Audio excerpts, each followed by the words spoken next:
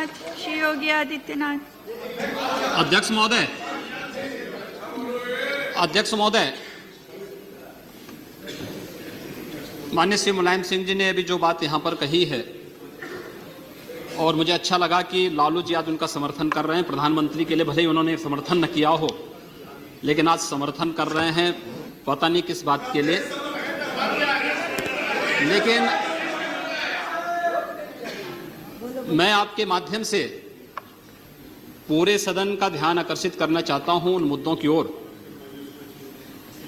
जो आज भी सदन की मर्यादा के विरुद्ध यहां पर बातें हो रही हैं और किस प्रकार से गुमराह किया जा रहा पूरे देश को। अयोध्या में 3 प्रकार की परिक्रमाएं होती हैं, पंचकोसी, 14 कोसी और 84 कोसी। और महोदय, उसी परंपरा के अनुसार 84 कोसी परिक्रमा देश के संतों ने प्रयागराज महाकुंभ के अवसर पर 10,000 संतों ने वहां पर तय किया था और उसी के अनुसार परिक्रमा का यात्रा का कार्यक्रम तय हुआ था। महोदय, मैं स्पष्ट कर देना चाहता हूं कि अयोध्या में श्री राम जन्मभूमि, जिस पर माननीय उच्चतम न्यायालय ने इलाहाबाद उच्च न्यायालय की खंडपीठ के निर्णय के बाद स्थगनादेश दिया है, उससे 25-30 किलोमीटर दूर बस्ती जनपद के मखोड़ा नामक स्थान से, जहां पर महाराज दशरथ ने पुत्रेष्टि यज्ञ किया था, उस स्थान से इस परिक्रमा यात्रा को प्रारंभ होना था और विशुद्ध धार्मिक यात्रा थी। इसमें किसी राजनीतिक दल का कोई हस्तक्षेप नहीं था। बिल्कुल 200-250 संतों को इस यात्रा में चलना था और 13 सितंबर तक ये 20 दिन की यात्रा है। लेकिन जिस प्रकार से धार्मिक स्वतंत्रता के मौलिक अधिकार पर उत्तर प्रदेश सरकार ने प्रहार किया है, महोदय, पहली बार ये देखने को मिला है कि लगभग 2000 से अधिक संतों को गिरफ्तार किया गया है और पूरी तरह अपमानित किया गया है।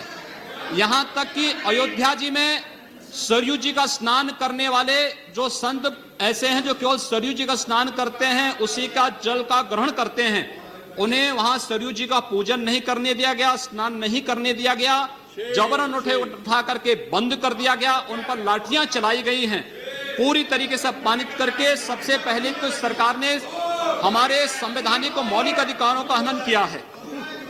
दूसरा, जहां तक स्थगन आदेश की बात है, मैं याद दिलाना चाहूंगा, इस देश के अंदर सेकुलरिज्म के नाम पर राजनीति करने वाले उन सभी दलों को 1994 में कांग्रेस नेतृत्व की ही सरकार ने सुप्रीम कोर्ट में एक शपथ पत्र दिया था और ये कहा था कि अगर तय हो जाएगा कि अयोध्या में विवादित जो ढांचा था, वह ढांचा किसी हिंदू मंदिर या स्मारक को तोड़ करके बनाया गया है, तो हिंदू भावनाओं के अनुरूप कार्य होगा।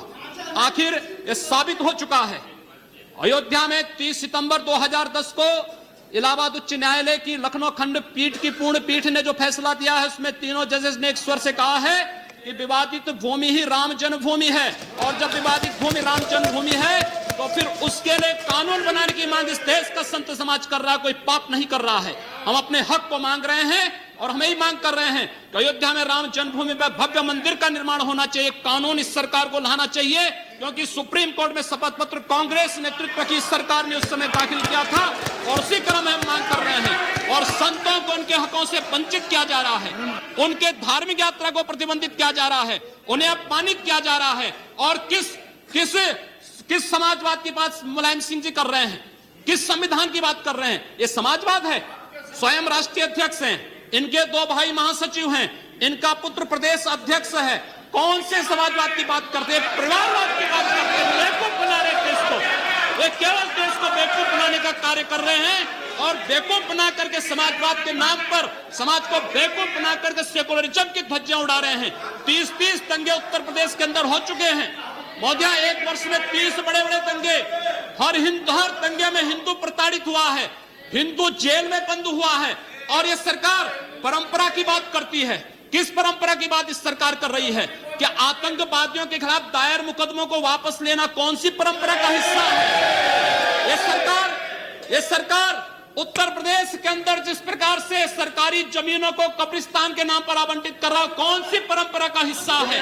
जिस प्रकार से वहां के वहां के गरीबों, वहां के पिछड़ी जाति, वहां के अनुसूचित जाति के हकों पर डकैती डला करके यह सरकार जिस प्रकार से जंगल राज कायम की उत्तर प्रदेश के अंदर, आखिर वो किस परंपरा का हिस्सा है? और इसीलिए मैं आज के इस माध्यम से आपसे अनुरोध करना चाहूंगा, उत्तर प्रदेश सरकार ने उत्तर प्रदेश के अंदर हमारी धार्मिक भावनाओं का अपमान किया है, संतों को अपमानित किया है।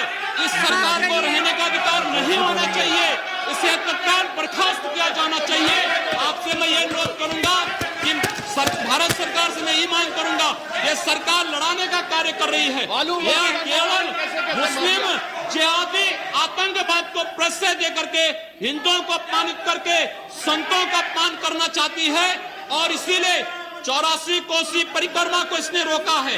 महोदया, जितनी फोर्स वहां लगाई गई अब समाप्त उसका करिए। दशांश भी, महोदया, उसका केवल दशांश भी केवल सुरक्षा के लिए देखी 200-250 संत अपनी धार्मिक यात्रा को शांतिपूर्ण ढंग से निकालते।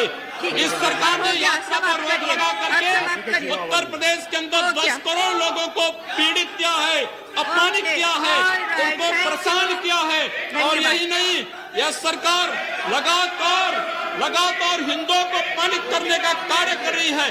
और इसीलिए मैं आपके माध्यम से अनुरोध करूंगा, इस सरकार को रहने का कोई अधिकार नहीं, इसे बर्खास्त किया जाना चाहिए।